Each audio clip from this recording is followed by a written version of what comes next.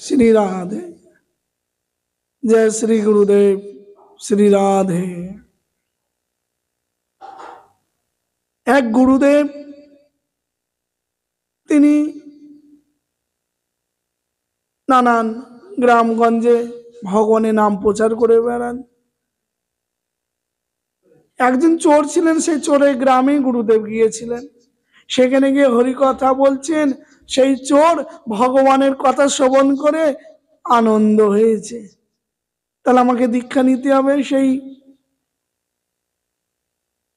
গুরুদেবকে বললেন, গুরুদেব আমায় দীক্ষা দেবেন?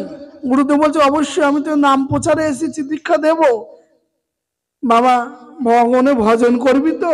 গুরুদেব যা বলবেন আমি তাই শুনবো, আপনার কথা। তাহলে ঠিক আছে, দেখ, কোনোদিন মিথ্যা কথা বলবি না। ভগবানের মঙ্গল আরতি দর্শন করবি, কেন ভগবানের মঙ্গল আরতি অনেক পুণ্য আছে। 1000 বাজপেয়ী যজ্ঞের ফল, 100 অশ্বমেধ যজ্ঞের ফল ভগবানের মঙ্গল আরতি দর্শনে। মঙ্গল আরতি দর্শন করবি, মিথ্যা কথা বলবি না। ঠিক আছে গুরুদেব। আর যা কিছু ইনকাম করবি, অর্জন করবি, ভগবানের সেবা করবি ওই দিয়ে। গুরুদেব সব কথা আপনার মেনে নেব, তিলকমালা তাও মেনে নেব, কিন্তু একটা কথা মানবো না, আগে থেকে বলে দিলাম। বাবা, কি কথা মানবি নাই? গুরুদেব সত্যি কথা বলছি, আমি চোর, আমি চুরি করি। এই চুরি কথা যদি নিষেধ করেন চুরি করতে, এইটা মেনে নেব না, তাহলে দীক্ষা নেব না। এখন গুরুদেব দেখলো এ অনেক সরল বালকের মতন, ওই সরল ব্যক্তি তো ভগবানকে পায়, তা এর দ্বারাই কল্যাণ হবে জীবের। কেন? জীব তো এমনি ভগবানের সেবা করে না। বিয়ে বাড়ি খরচা করে, হ্যাপি বার্থডে করে সেখানে খরচা করে 1000 টাকা। হ্যাঁ, নানান দিকে জুয়া খেলে, সেখানে টাকা খরচা করে, কিন্তু ভগবানকে যে সেবা করবে এই মতি জীবের নাই। আর জীবের যদি ভগবানের সেবা না করে, জীবের মুক্তিও নাই। সেই জীব কোনোদিন মুক্তি পেতে পারে না। আমরা ভক্তি বলি, ভক্তিটা আসে কি করে? ভগবানের থেকে। ভগবানের সেবা করতে হবে।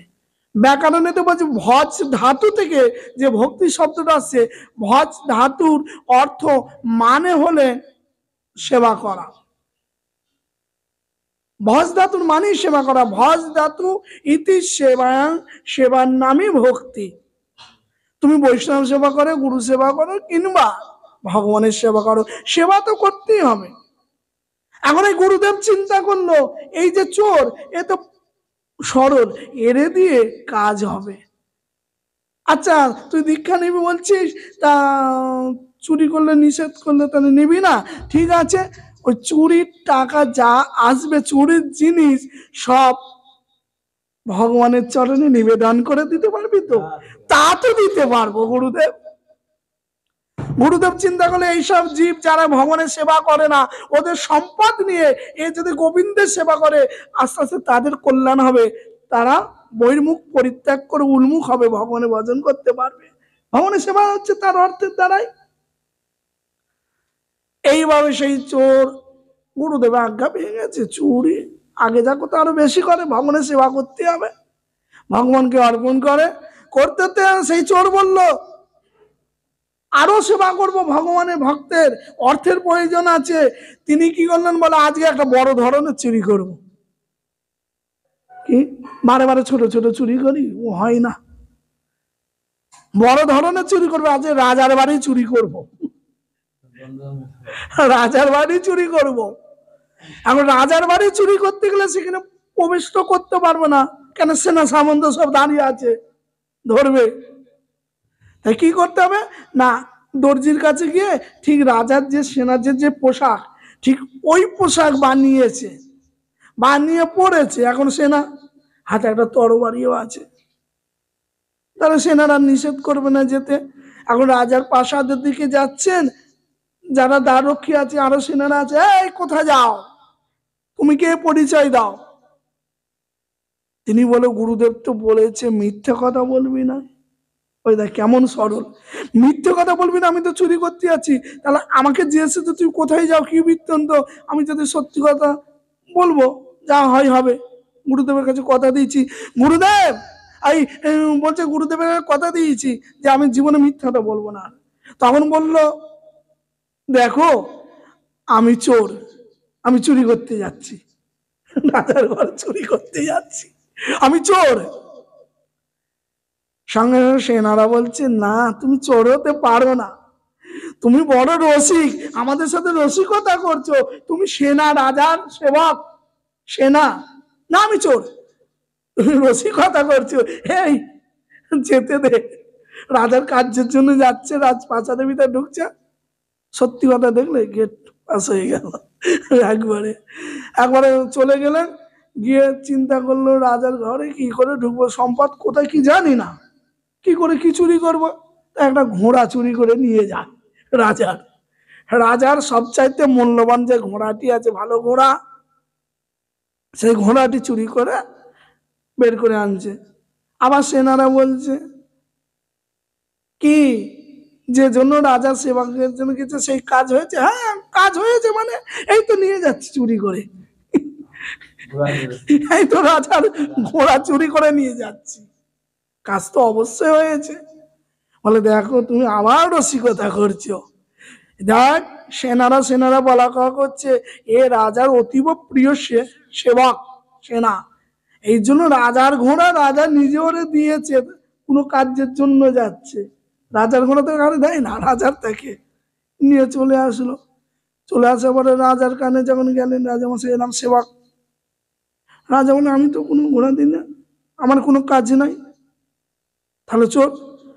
বলে সে স্বীকার করেছে, এইভাবে আমরা বুঝতে পারিনি, ঢুকতে দিয়ে সে বলেছে আমি চোর। রাজা বললো সেই চোর দেখতে হবে, যে চোর বলে ঢোকে সে আমি চোর, সে তো সাধারণ চোর না, সে কেমন চোর দেখবো।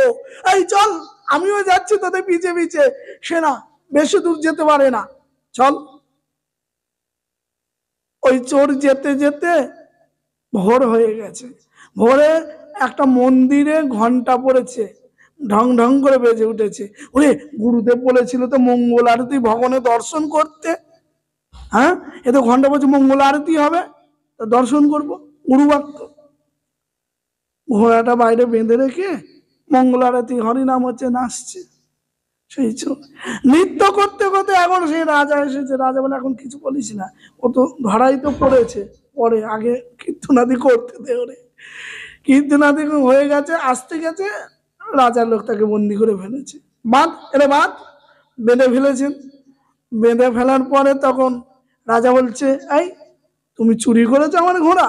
চুরি করেছি, চুরি করেছি, আমি তো যাবার সময় বলে দিয়েছি আমি চুরি করতে যাচ্ছি, আপনার সেবকরা ছেড়ে দিল কেন আমার দ্বার, আমি তো সত্যি কথা বলেছি।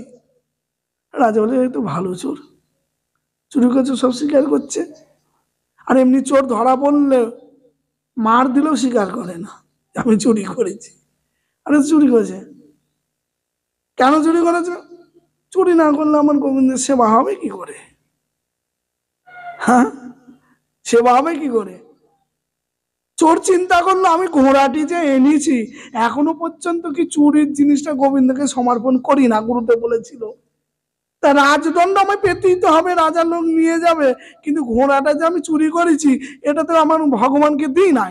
তখন সেই ঘোড়াটি নিয়ে, উনি রামের ভক্ত ছিলেন, জয় সীতারাম সমর্পণ করে দিল, ঠাকুর এই ঘোড়াটা চুরি করেছি তোমার। যেই তোমার বলছে, ঘোড়ার রং ছিল কালো, সঙ্গে সঙ্গে সাদা হয়ে গেছে। রাজা বলে কি হলো, ঘোড়ার রং কালো সাদা হয়ে গেল কেন? সাদা হয়ে গেছে। রাজা বললেন এই একই ঘটনা, তুই কি কোনো জাদু জানিস নাকি, মন্ত্রপুত্র জাদু জানিস? বললেন জাদু না, আমার গুরুদেব বলেছে যা কিছু সমর্পণ করে রামজিকে, আমি তো তাই দিয়ে দিলাম, ঘোড়াটা চুরি করেছি এটা দিয়ে দিলাম, ঠাকুর যা পারে করে। রাজা বলল যার সমর্পণ করেতে বিপরীত হয়ে যায়, কালো ঘোড়া সাদা হয়ে যায়, ভগবান তার হাতে সেবা গ্রহণ করে, তাহলে এই এর বন্ধন খুলে দে। খুলে দিয়ে বলছে আজ থেকে তোমায় আর চুরি করতে হবে না, তুমি আমার রাজ পূজারী হবে, আমার মন্দিরের পূজারী হয়ে থাকবে, তোমায় ভালো একটা বেতন দেব, এতে গোবিন্দের সেবা করবে। নিতাই গৌর সীতানাথ প্রেমানন্দে।